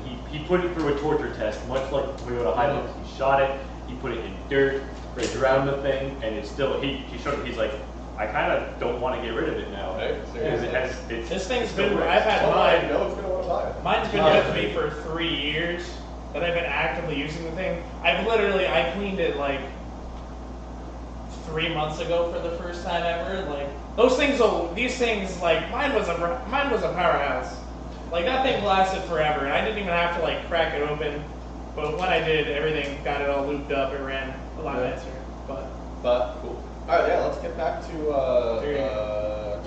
talk that market. Only so many good things we can say about that pistol. Yeah, so you're calling a million things, but only so much time. He has only so many bad things about it, but nobody wants to hear that. What I was gonna say is the some kind of tactics in terms of playing. And I'm gonna start with my favorite style or playing it because like I said, it's what I do more. Then when I go into the long range style is so like I said, I usually play the stealthy close range 400 FPS below playstyle recon. Benefit there is not having that 100 foot engagement range gives you just less to worry about. What are you doing? Just counting our credits. It gives you less to worry about. You can shoot people, like I said, up close when they get right up on you. Boom. Which is huge in itself. And generally you can kind of just have fun with the fact that your gun's suppressed. But really the only way to do that, I hate to say, is a gas style weapon. Ideally an HPA style weapon. AEG is like, you'll have to dump. You just can't make an AEG or a Springer quiet enough. It's a lot of experimental. Yeah, and AEG shit. to the point, I have custom designed silencers I put on my airsoft guns to make them as quiet and accurate as possible with said silencers. And James has seen the effects. It's hard to believe sometimes. Like I had the gun shooting at 415 FPS with a .4, but the silencer was still like. Yeah. It was Yeah, just, be careful with I mean, this should be an obvious one, but be careful with silencers. And I should note that what we're talking about when we say silencers in sound is that they are actually muzzle extensions. This is me on the record right here. Right. They are muzzle extensions, and if you put it up to a sound tester, it actually does not lower it more than 1 decibel. Get out of here with that. Trust me, in court we'll only put the hearing up, or the audio for this. So, but I should also note, on a very real note, I don't know where this is going. anyways, basically what I'm saying, Sum it the up real suppressors quick. in Airsoft, don't advertise the Gray fact- area It's for very gray legality. area because For- the ATF defines a suppressor as any muzzle attachment that reduces the muzzle. the muzzle audio by more than 1 decibel. Mhm. And it, in some cases, the ATF has said that it applies towards airsoft guns. So just be careful with how you're. One of the big rules of talking ATF, about to that. be fair though, is that the fact that airsoft suppressors cannot be affixed to a real gun that's different threading is what leaves them in a less gray area. Okay. If you had an adapter to put it on a real gun, well then you would be very much so in that illegality zone. Yeah. The fact they can't be affixed, because then you'd say soda bottles are illegal. Yeah. So I can screw a soda bottle into a real gun and reduce the muzzle for it. Yeah. So Just wanted to go out there in No, case no, you guys I- are just like, yeah, check out my new suppressor for Yeah, my no. rifle. On the same token, Yeah, exactly. the ATF will come find you. with Yeah, that exactly. one. So definitely something to consider. But returning what we're saying though is muzzle report is a big part of making your gun quiet. Yeah. And that's where gas guns are great. You don't have a gearbox noise. You don't have a spring hitting. Yup. You only have muzzle report to worry about. Really, tactics there are wait to shoot until you have a confirmed shot. You see people in the airsoft world way too often. They're like, I see a guy, I'm going to start shooting. And then you forget that it's Airsoft. And it's like, And you've just notified that entire squad of their position, and it's very easy to take out a sniper or two as a squad if you know what you're doing. Yeah. True. The best thing you can do is, a lot of times I see a guy and I'll stare at him and I'll wait until he's 100 feet away. And I can put 2 rounds center mass, and there's no way you cannot call it, there's no way I'm going to miss. Yeah. Or if you have a whole squad, is you wait until they're very close and you go pop, pop, pop, pop, pop, and take out a few people at once. Probably the best example is this last game, SO, is me, Jake, and this other guy, Alex, we were playing with. We spread out along a ridge looking over OLC, and there was a tan squad. There was like 3 groups of 2 or 3 guys just chilling, just standing there, their backs to us because we were behind OLC. And we literally spread out. I got target first. Alex spread to my right. Jake pushed even further to my right. Went over comms. Went, all right, on my fire. I went 3, 2. I went pop, pop, pop. And Jake went pop, pop, pop. And Alex fired a shot down. And we took out like 6 or 7 guys in about a second or 2. Yikes. But that's because we made sure we had the shots. We waited until everyone was good to fire. And we engaged simultaneously. And we white-capped the squad in a second. Kind of like the Navy SEALs. What was that? I only captain now. What was that movie? Captain Phillips. Yeah, it's kind of like that, where they waited how many hours for that? Like Yeah. 12 hours for the perfect shot. Yeah. They all shot at the same time, taking out 4 Hostiles. hostiles. Yeah, thank you. But either way, it's the patience is such an important Yeah. part of it. Yeah. And also, big things is, we talk about this on the squad level. It's 100% more true on the recon level. Like, if you're not talking to your recon buddies, what are you doing? Well, no, I was going to say is on the recon level is What? go through bushwhack. You have to bushwhack. If you're not willing to bushwhack, don't play recon. Don't do Like it. 100%, do not play recon if you're not willing to bushwhack.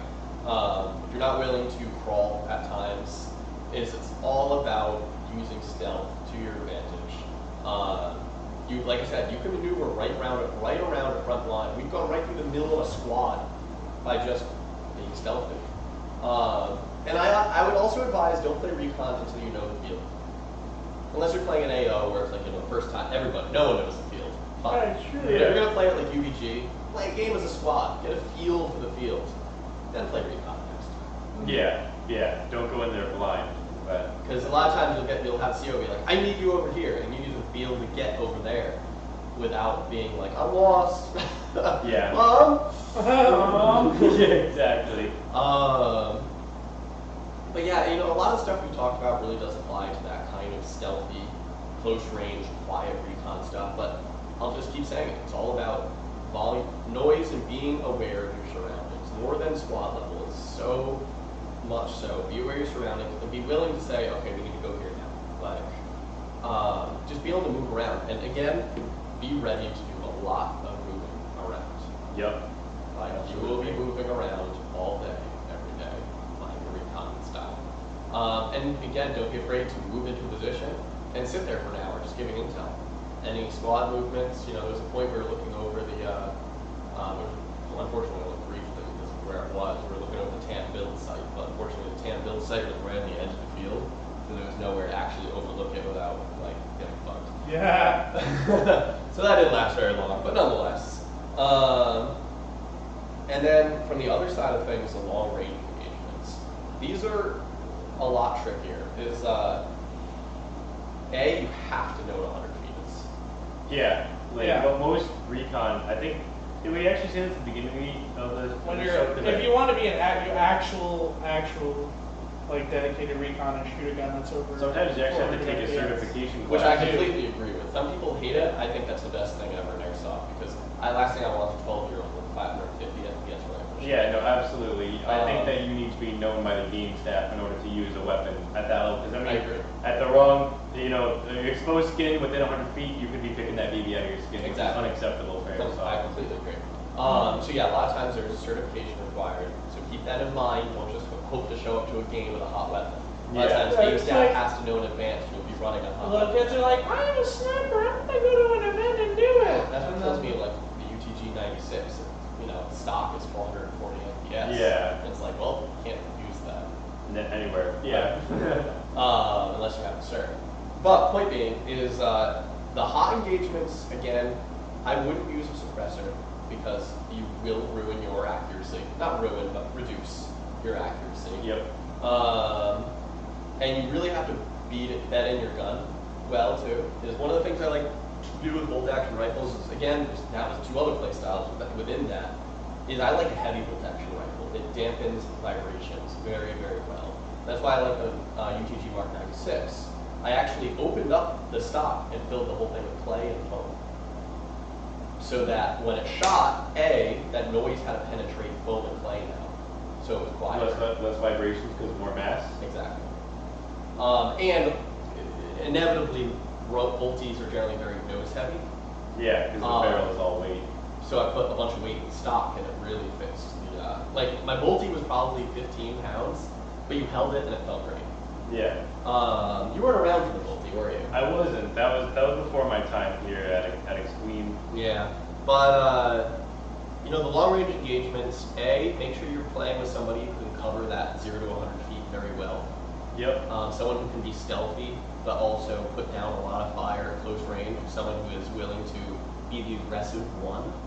Because a lot of times they're going to station forward of your position to give you support. And really I feel like that would be my rule, would be like the rifleman, Yeah. like the spotter, calling out everything, and then just Yeah. the DMI or sniper would just do the rest of the work, yeah.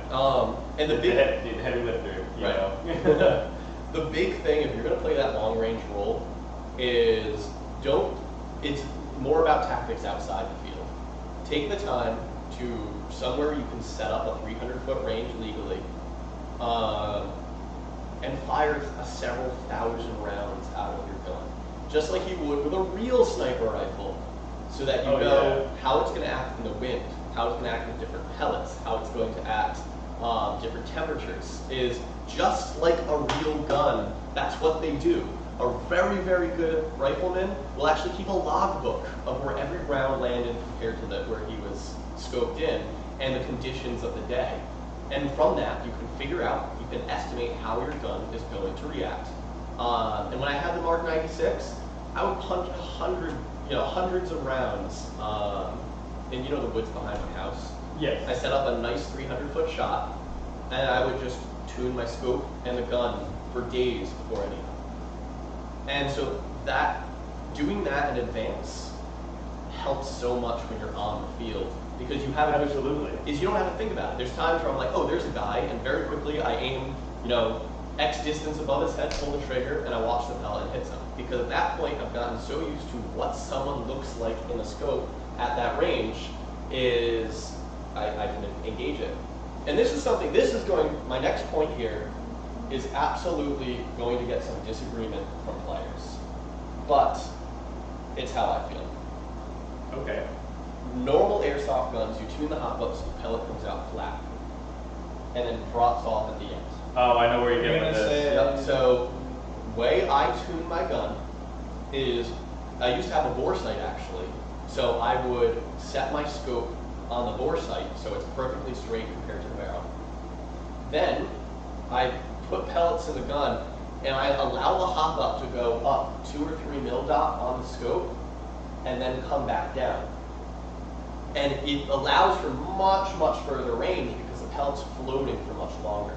Yeah. And then what I do is set a target at 200 feet because that's where I chose to have my rifle sighted in.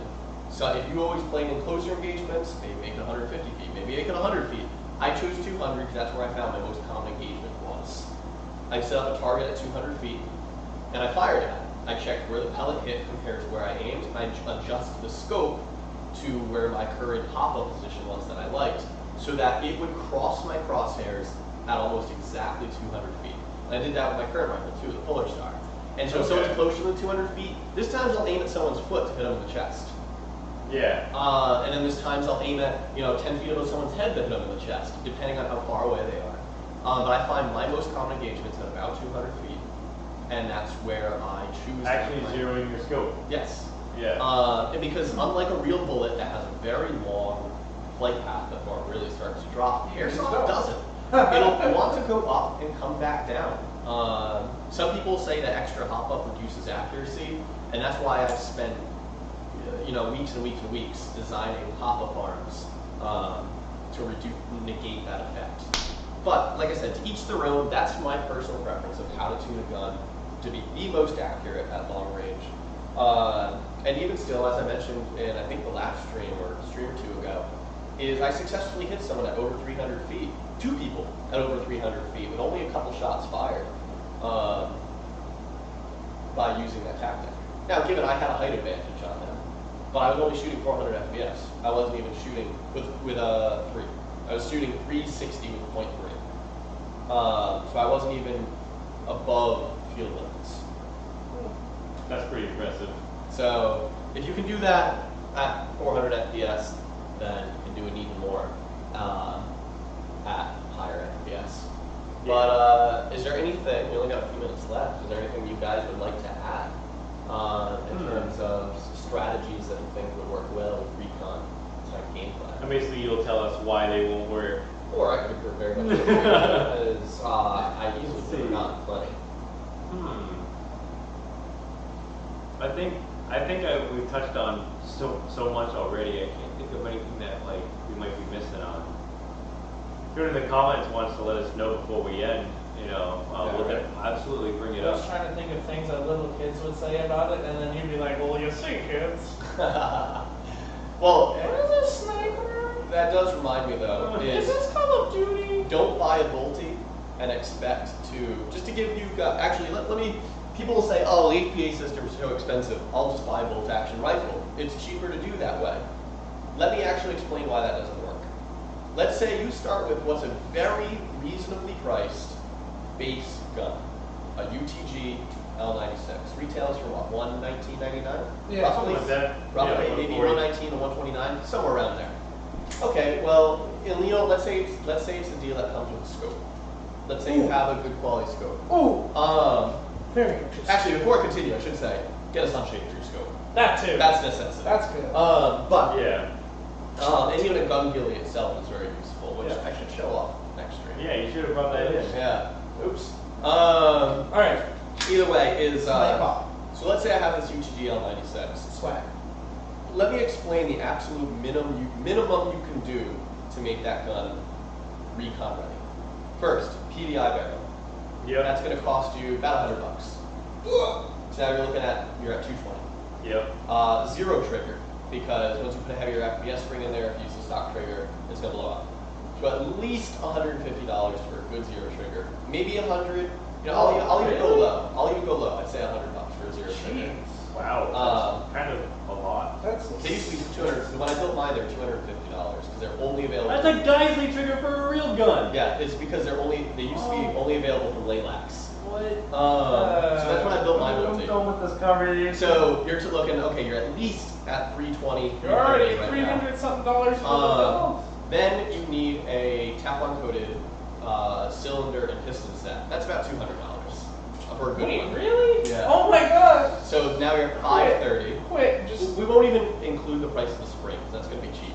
You're looking at $530 right there, and you need an Angel Custom or PDI pop-up unit. That's $50, $60. Yeah. So dead minimum, you're spending what? Almost $600. Almost $600 on your gun. So I spent just about. I actually spent a little bit more on my Bolt, but yeah. Yeah. That's what I'm saying, and that's dead minimum what you need to have a competitive bolt-action rifle. I would suggest more, and that's before betting. So, and that's a huge thing is the custom stuff you do to your gun that you can't bolt on. It's the difference between like a built car versus someone who really goes and tunes their car to perfection. And so the things you can't just buy from the store is, as I mentioned, is on my Bolty, I opened it up, filled the stock with clay, surrounded the barrel with foam rubber to reduce vibrations. I put in custom barrel spacers. I spaced them appropriately. I tuned the hop up with hundreds and hundreds of rounds. Sistema bucking, an SCS nub, I'd say, is also, or something like that, is also a necessity. Now, even with my Polar Star, I didn't necessarily, I did the barrel spacing that I mentioned, dissimilar spacing, barrel spacers. I do the shrink wrap on the hop up, things like that, just to get those tiny bit more of accuracy that when you add them all together makes a big difference. Yeah. So be prepared to spend a lot of money and a lot of time. If you're really Bolty or DMR, if you really want to be useful and competitive as a recon person, you're gonna have to spend money and time. Yeah. Quick scope. Actually, yeah. Someone asked that. Can you hit a trick shot? Who asked that I question? can't That was Carson's though. I can't say I've tried. I'll just leave it at that. But actually, a perfect example of the silence aspect, and this is me just wanting to tell a funny story because it was entertaining. Okay. Is because the gun's so quiet. There's one point at SM, we were in town, we cleared through town, and me, Jake and Don were set at different points in town, and I was sitting in, I don't remember the name of the building, but it's towards the tan respawn side of town. And I was sitting in this building, and there was a dead green guy in the building, and it's funny because we were literally there having a conversation as I'm shooting people, just like talking about airsoft in general. Yeah. And so what I did is I opened, it's one of the only buildings in that town with a door. So I opened the door about 45 degrees, which left me literally a crack between the door and the wall. And I stood about 4 feet back from that. Then I had a window about 10 feet in front of me. And I would just shift left and right so that I would have a very small field of view, which is what you want to do as a recon person, is have a small field of view where you will definitely hit that person in front of you. If you sit yourself on top of a hill in a tower close to a window, you have a big range in which people can shoot at you, but you can only aim at one person at a time. That's a general airsoft topic, or tactics, but even more so in recon. It's So cover tactics. Really. Exactly. So I sat 10 feet back from this window, and there was a tan guy just standing there, like 150 feet away. So I tagged him. He does a look around, shoot him again, and calls out. So I'm like, okay. And I look through the crack in the door, and I fire a few shots literally through the crack and hit someone like 100 feet away, which is funny because like they're probably like, the fuck? Yeah, right. It was literally a crack like this. Stealth. Snack. Much snack. So I should do it to the screen, I guess, so they can see. Yeah. Small. So then I go back to the tan guy that I shot, and I see someone trying to medic it. I'm like, okay, and I nail that guy. And then I'm just sitting there watching as literally 2 entire squads of people went up and stood in the same spot. I thought, and it's the exact same thing I was talking about. They were engaging someone to their front, and every time someone got hit, I think they thought it was the person they were engaging in front of them, and I was at their 3 o'clock position. Just roasting them. So they were like, here's the cover. They were standing here, engaging someone over there, and I was here. And I was two entire squads, and they'd run up to try and like pull this person out to like medic them with twats. Sniped. And literally it was two squads, and I heard over the radio that Jake was dead, and I always feel bad having someone ghost. So I was like, okay, if Jake's dead, I've been here for literally 25 minutes. I'm just gonna go ahead and run out. And I ran towards the building they were coming out of. I shot a couple guys. I got shot. And I was like, okay, walk back to spawn. But like I said, it was just fun. It was a good example of it because it was so quiet and it was coming from a weird position that they just figured it was the people that were engaging in front of them. It was just That's literally hilarious. two entire squads. And I was just sitting there. It's literally the kid I was sitting there, the dead green kid that was standing next to me. He was a younger guy. And he was literally just sitting there laughing. He's like, how the fuck aren't you hit yet? He's like, I poked my head out that window for 1 second, and I got shot immediately. Gosh. And I was like, no, put my head out of the window, yeah. And we were just sitting there laughing. I'd be like, oh, another one. And he's like, what the hell? Another one. Another one. I heard a little kid here yell one time. I was like, "There's a sniper in the tower!" I was like, "What?" I want to bring a bolty onto the field really bad. Like, you might well bring bolt before you Like sell. that's 320 FPS. You mean never? I wish I had my rap air horn. But I suppose we should wrap up the stream. We're already a few minutes over at this point. Wrap it up. I'll let you guys do the announcements real quick. Alrighty, guys. Just a reminder: this Friday is Pistol Shotgun Night. Only pistols and shotguns are going to be allowed. Don't come up. Be like, hey, yo, I got my rifle. Does my pistol on 4 count? Does my no? It doesn't count. Ah! You loser. Okay. So there's that. Oh my gosh. Ow. Yeah, losers. Your pistol on 4s. Scrubs. Anyways, no one runs those. Get out of here. Not in their right mind. You really got. Sorry, I'm going really on this. Okay, that's not how I do it. But Pistol Shotgun Night, you guys know how that goes. Make sure you guys are coming, because if you guys don't come, we can't have them anymore. That's how things work. And then We're good.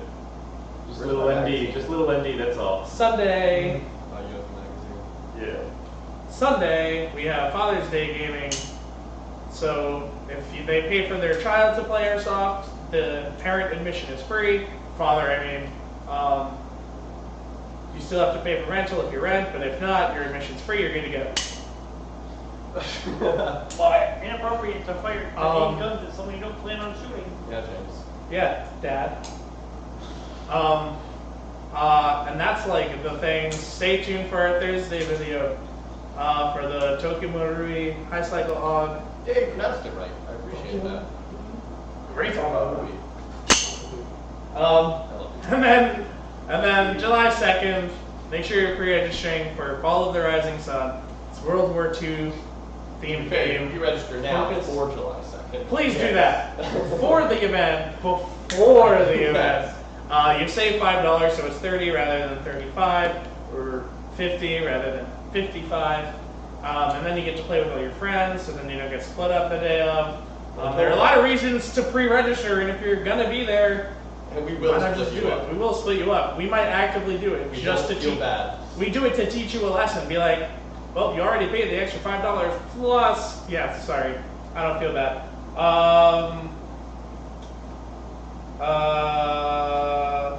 Sweatshirt Sniper Smash. Right? Got the kids. I think that's all I have to say.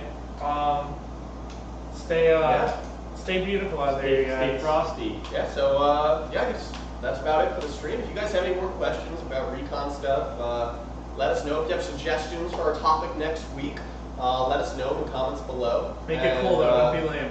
We'll be happy to do it. If not, I'm sure we'll come up with Yeah. something else fun. Sniper! Let us know what you thought. And once again, thank you very much for tuning in. Yeah, thanks Yeah. again. Thanks, you guys. A couple of you guys have been commenting the entire time, and I see that. Keeping I it appreciate lit. you.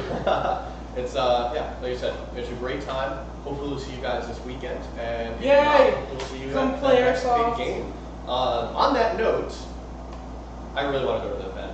And Me and too. especially because a bunch of my buddies are going now too. Oh, I've heard really? it's spoopy Jake haunted. wants to go. Recon I've guys heard want to go. it's haunted. Like Oh. in 10 years of somebody owning that, there were like 60 deaths and 30 something injuries. Apparently, it's cursed because some dude got put in like a wood chipper or a grinder or something. They never figured out who it was, so they say he haunts the place. So you know what bugs me? What? Is the people who used to own it are like, this place isn't haunted. I'm like, wrong. If the place is assumed to be haunted, capitalize on that.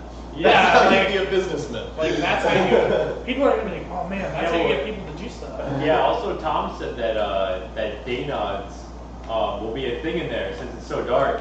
When it Yeah. goes to put out an Irish signature, you like see something moving, like spooky That's stuff, what- man. that's what I what- talk about being spooky. Talk about some real You're gonna spooky start stuff. shooting at That's what like, Brendan Yeah, spooky said. squared, bro. right? Brendan was like, if I see something through my nods and I shoot it, and nothing happens, and I turn up my nods and I see nothing, I'm running out of there. I am leaving and going home. I'm excited. He's like, Yeah, I no fuck longer yeah, get this this. is I want to cool. be there for the spoopy. Yeah, so I just need to be approved for the days off. I can now put my day off request on my So phone. here's the question: you want to do that or on Justice? I think I kind of want to do that more, especially since my team's good. My team, I think, would rather show up to that game than Rock Justice. So. Well, let that's me, what let me this- know what you. And if they show up to that game, maybe I could swindle one out of Justice too. If I could like suck someone Probably off. not the word to use. If I could suck someone off maybe and then get both those games off, that'd be crazy. But also the off we're talking about, we should probably mention. Off Durango? Off Durango up in Maine. It's a 24 hosted hour. by They say Imsato. it's a 24-hour event, but it looks like it's No, not. it's- They It's all, they like say that. 24 hours, but usually it stops like at like 18. 2 in the morning. No, he said this is going to be a true combat. Oh, okay. 24 Well, no, hours. he put up- Usually it stops at like They put up the 2. times, and it's like it's like Like 6 in there's the no afternoon. way and 2 I'm in the going in there, Scoob. Like 6 until 2 in the afternoon. How do you spell that? Durango D-I-R. D-I-R. Is it Durango? D? I don't know. It's going to be crazy though. Yeah, either way. Yeah. Half my team is already signed up. I just need to be approved for the days off, and I'm absolutely going. But Either way. it should be great. It should be cool, and I'm excited for it. And Take yeah, out products. is yeah, hopefully we'll see some of you guys there or here, or it'll just be fun overall. But on that Great note, time. guys, once again, thank you very much for watching. Thank We love you doing guys. this. I hope you guys love it too. See you next And, week or this weekend. guys. Bye. Also, gaming is better for some reason.